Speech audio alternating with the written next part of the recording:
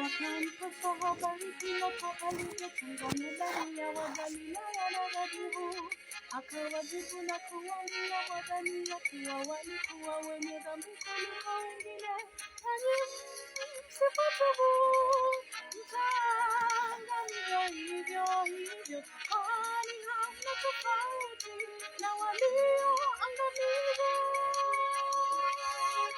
Wakampasha habari Pilato alivyochanganya damu ya Wagalilaya na dhabihu.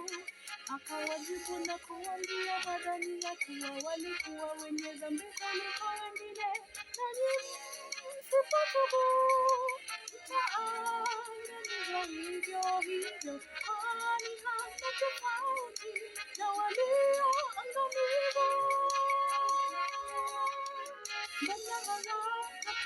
Kunena mabaya wapoteze, na watasahau ya kuwa wokovu kwa wote. Damu yao